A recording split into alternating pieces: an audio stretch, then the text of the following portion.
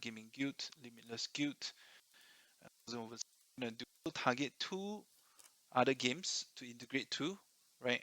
I don't know which are they because we are still finding the answer. We're still seeking the right. So that's Okay, so my takeaway for this youth system slide, which you put a lot of they are very proud of it, which is the youth system is actually for the guilds, right? So if you are a guild owner, you can actually manage your scholars pretty easily with the youth system, which is actually a good thing because I'm partnered with Alpha and Fizz Guild as well, and I think the guild leader also really prefers having scholars under the youth system than having them independently, because it's really too hard to manage if you have independent MetaMask accounts for your scholars. So that's where you can really scale up and you can have more scholars under the youth system, because under the youth system, right, everything is automatic, right? How much the scholar gets, how much the guild master gets, it's all set beforehand, and the game will automatically split it up. So you don't have to manually, claim reward, which if let's say you have 2,000 scholars, you will never have the time to manually manage all of them, just to go in to each account and then claim the rewards, right?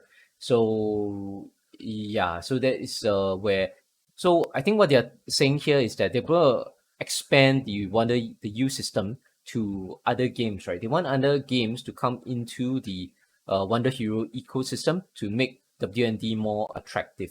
They're trying to attract other games to be developed on the WonderHero U system, which this is no very for the player themselves, for the average player that's watching this, it's not of a big interest to you, right? It's not super interesting. Only when the games actually launch on the WonderHero game. For Guildmasters, it's something for them to take note of because the games aren't here yet. No, they haven't announced any game that's coming into the Wonder U system yet.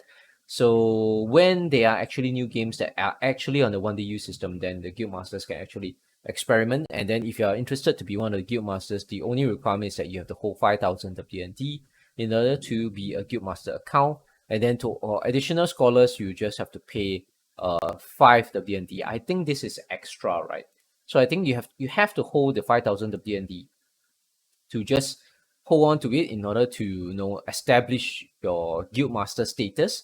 And then for every additional scholar account you want to open, you have to pay 5 additional WND. So this will ensure that the guild masters aren't just buying 5,000 WND and then spending all of them, right? Because they actually want the guild masters and investors to hold on to the WND so that they don't sell it, so that the WND token price actually stays in a better status, right? Because if you don't get WND, you don't get people selling, then or you only get people buying, then there should, in theory, drive up the token price. Of course, all that is just in theory, right? Because in reality, is that all tokens are all subject to trading prices, and trading would, traders would come in, they will buy, sell, they will long and short your token based on how the general crypto market is doing, or maybe just your specific tokenomics of the trading sentiment for your particular coin itself. And then trading is done across many different platforms, right? It's done on major exchanges. Whatever exchange that your token is listed on, it is also done on PancakeSwap by swapping between tokens. So, and it's probably done on Heiko as well. So there are many different platforms for trading. So actually, the price of tokens are usually determined by trading, and just that if you have no more investors holding on to your token, it makes it. I mean, it makes it better where you have the developers have more feel more secure that their biggest investors, which is the guilds as well as their major investors, are not dumping their tokens as well. So it just makes the guild feels more secure, and it creates an image that the token price should be more secure to these major investors. But this is just all marketing as well, right? Because I've been in I've been trading for years. I know generally how market asset stocks, we call it equities, right? Generally, that's how equities work. A lot of the base owners can be holding on to the major amount of the equities, but if in the open market, a lot of the trading volume is driving it down. Basically, people can drive down the market with just 10% of your tokens, right? Because they just need to recycle that 10%, like party A. So to drive down the price, you just need party A, sell it to party B, and then party B sell it back to party A.